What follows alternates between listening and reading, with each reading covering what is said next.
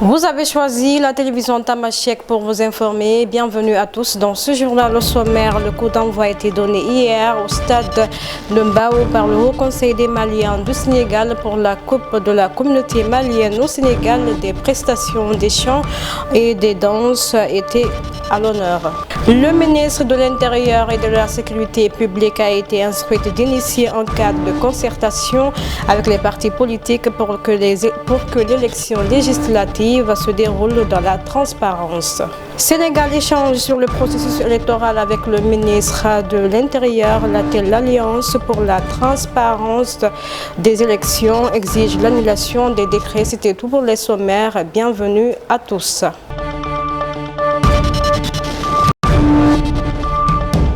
Comme je vous disais dans les titres, le Haut Conseil des Maliens du Sénégal a organisé la Coupe de la communauté malienne au Sénégal à l'occasion de la fête de l'indépendance du Mali.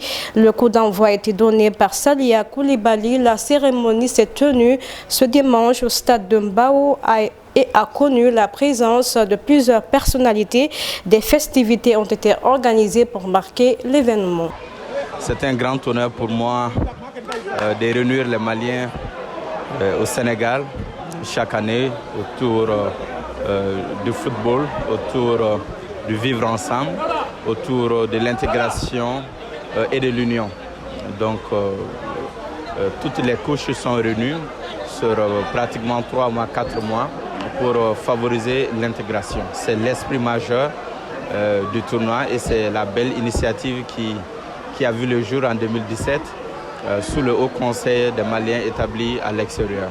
Donc nous sommes très ravis cette année de réunir nos compatriotes autour de la joie. Donc nous lançons quand même un message de sensibilisation, un message de pardon, un message de paix, un message de réconciliation à l'endroit de tous les Maliens établis au Sénégal.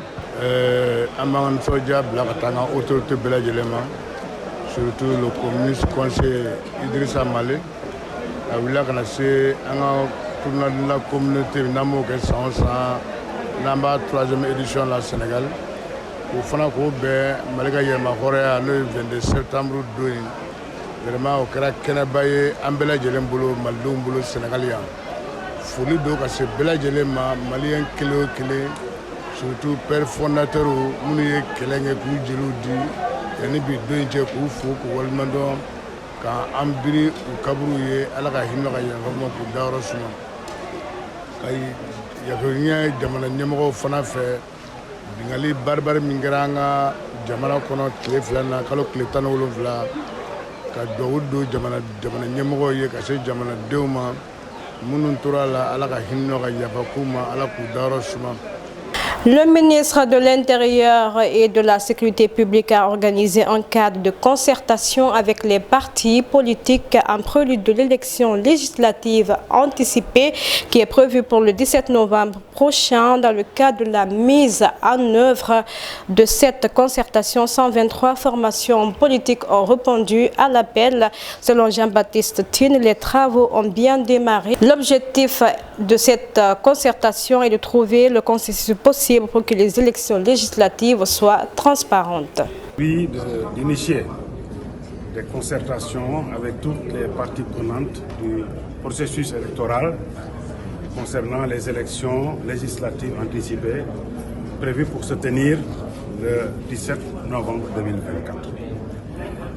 Aujourd'hui, donc, dans le cadre de la mise en œuvre de ces concertations, nous avons accueilli ici 123 formations politiques, les principaux acteurs de la société civile et une quarantaine de journalistes, quarantaine de membres de la presse. Ça a bien démarré, les travaux ont bien démarré. L'objectif, en fait, c'est de trouver les consensus les plus forts possibles pour qu'on aille vers des élections les plus transparentes, les plus démocratiques et les plus inclusives possibles.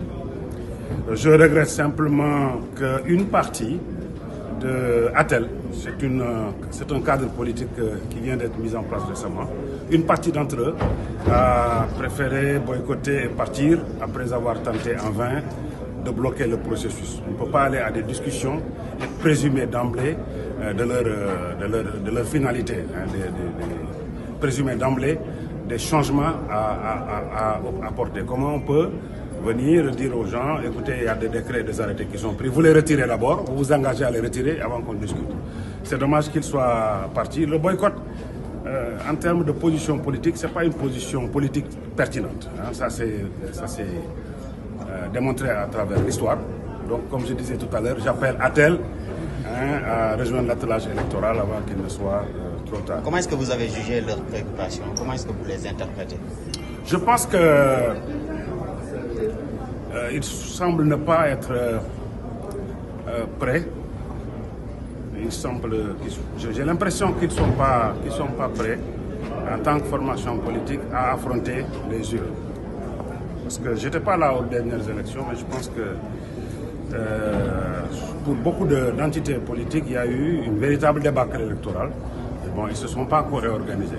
En tout cas, je les appelle à revenir à la table des discussions. C'est dommage, mais c'est un appel vraiment fraternel. Nous sommes au Wolof. Voilà, donc, Conseil des ministres Bimoudjou. Toujours dans le cadre de concertation entre les partis politiques et le ministre de l'Intérieur, les échanges sur le processus électoral en perspective des élections législatives anticipées ont continué lors des discussions. L'Alliance pour la transparence des élections ATEL, qui a son porte-parole Oumar Sarr, souligne que des décrets pour organiser les élections ont été pris sans concertation. Des membres du parti qui nous ont dit qu'il y a un avis. Voilà. Et dans les discussions qui ont parlé de cet avis-là, pour la première fois, depuis le 12, le 5 juillet, bon, donc ça fait des mois. Donc là, nous ne pouvons plus avoir confiance. Nous voulons être, nous, certains, que ces mesures, puisque aujourd'hui on veut dialoguer, on veut discuter, que ces mesures seront rapportées et que nous puissions maintenant voir quelles sont les meilleures modalités, quelles sont les meilleures dates. Nous discutons, parce que nous voulons aller aux élections. Nous sommes venus pour aller aux élections. Voilà, donc nous voulons que vous participiez à ces discussions. Nous ne voulons pas, bon, parce que c'est trop, pour nous c'est trop simple de faire des discours, etc. Donc, bon, nous allons vous écouter religieusement, comme on dit, et ensuite, après, on va partir. Nous ne sommes pas venus pour ça, en général. Nous sommes venus pour savoir si nous pouvons modifier les choses. Si on peut débattre et modifier les choses. Les décrets, les arrêtés, les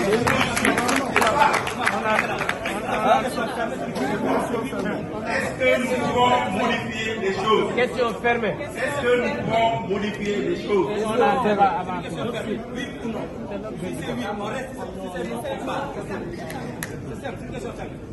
pense très sincèrement, M. Sarr, qu'on ne peut pas préjuger de l'issue des discussions.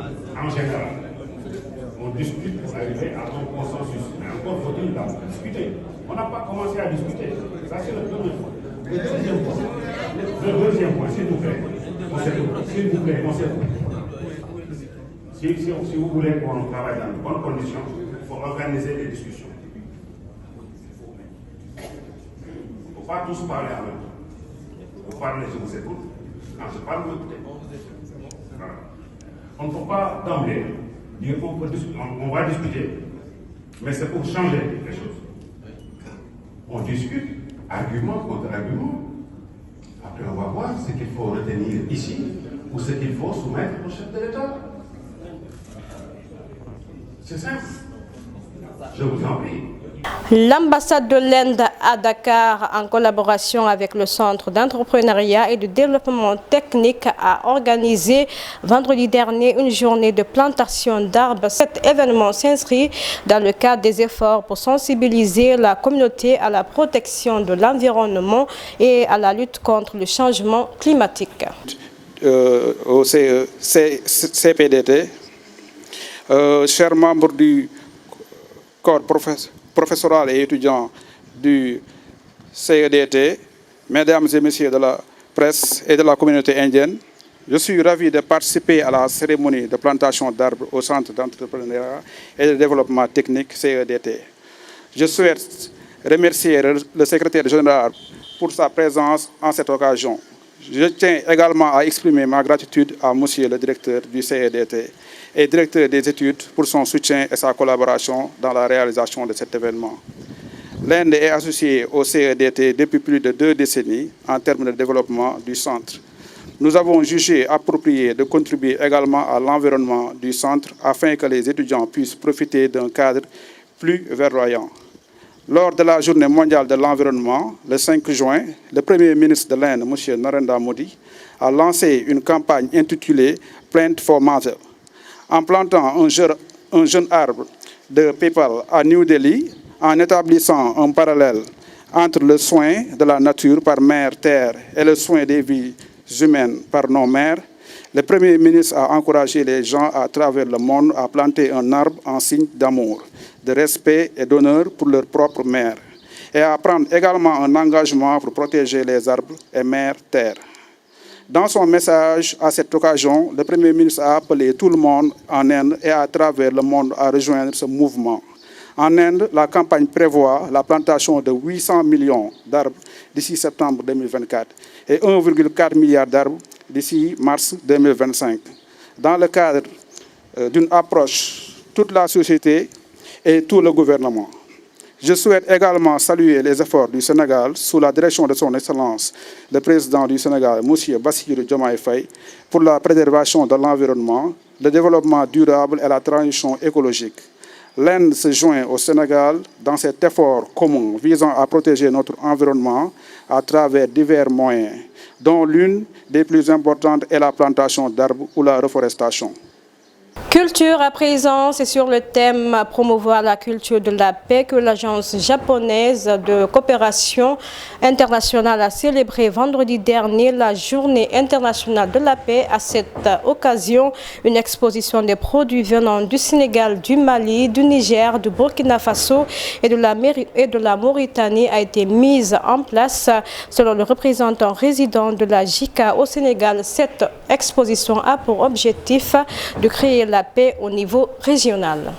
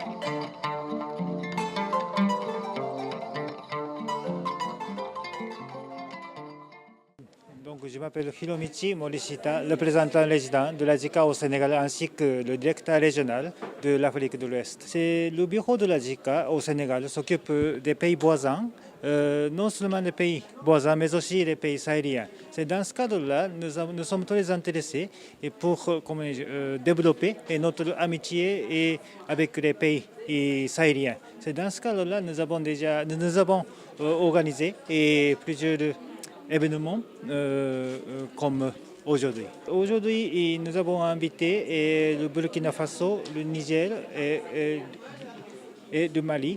Mais c'est surtout la façon culturelle, sociale et économique. C'est donc nous voudrions bien partager la culture, le produit local pour montrer au public. C'est toujours notre objectif de créer la paix et sous-régionale. C'est donc la JICA s'occupe surtout du développement économique et social, mais aussi... Dans la sous-région en Guinée, ce samedi, l'Union des forces démocratiques de Guinée, UFDG, a organisé son assemblée générale hebdomadaire dans son parti. Lors de son discours, Kalemoudou Yansane, vice-président de l'UFDG, invite le président Mamadi Doumbouya de dire si oui ou non il sera candidat aux prochaines élections. Dans nos coutumes, dans nos religions, jurer sur le Coran, c'est gravissime. Surtout lorsque vous ne respectez pas votre serment. C'est un peu tout ce phénomène que je trouve aujourd'hui. Je suis d'habitude très optimiste, mais aujourd'hui je suis très peiné pour l'avenir de la Guinée. Parce que les vrais problèmes de développement, les vrais problèmes qui concernent les citoyens, c'est les routes, c'est l'eau, c'est l'électricité, c'est la sécurité, c'est l'habitation et c'est les vivres. Jusqu'à présent, les inondations sont en train de créer des sinistrés dans le pays. À part les déclarations, aucune disposition concrète. C'est dommage, c'est malheureux. Nous invitons le président Mamadi Doumbouya nous lui demandons humblement de prendre le courage, il a dit que sa main ne tremblera pas, de dire si oui ou non il est candidat. Comme ça, on verra bien ce qui va se passer. S'il est candidat, ce n'est pas la peine de faire des élections, parce qu'on ne peut pas nommer les chefs de quartier, nommer les communes, nommer les gouverneurs, nommer les sous-préfets. C'est eux qui organisent les élections. Et vous êtes candidat. Quel est le sous-préfet qui a le toupet de dire que le président candidat n'est pas élu? Au Mali, le président de transition malien Assimi Goïta a promis ce dimanche une lutte acharnée pour débarrasser son pays du terrorisme et réaffirme sa détermination à poursuivre le combat pour la paix, la sécurité et le développement du Mali à l'issue du défilé militaire célébrant le 64e anniversaire de son indépendance. Au Gabon, le mandat présidentiel a été fixé à une durée maximale de 2 fois 7 ans. C'est l'essentiel à revenir du projet de constitution rédigé pour le comité constitutionnel national. En Tunisie, des manifestations éclatent après que 34 législateurs ont proposé de transférer la supervision des élections de la Cour administrative à la Cour d'appel avant le vote du 6 octobre. Dans le monde, aux États-Unis, l'ancien président américain Donald Trump a indiqué qu'il ne se présenterait probablement pas en 2028 s'il arrivait à perdre l'élection du 5 novembre face à la présidente Kamala Harris. Ainsi prend fin ce journal. Merci de l'avoir suivi sur la télévision Tamashek, la culture au cœur de l'Afrique. Prenez soin de vous. Au revoir.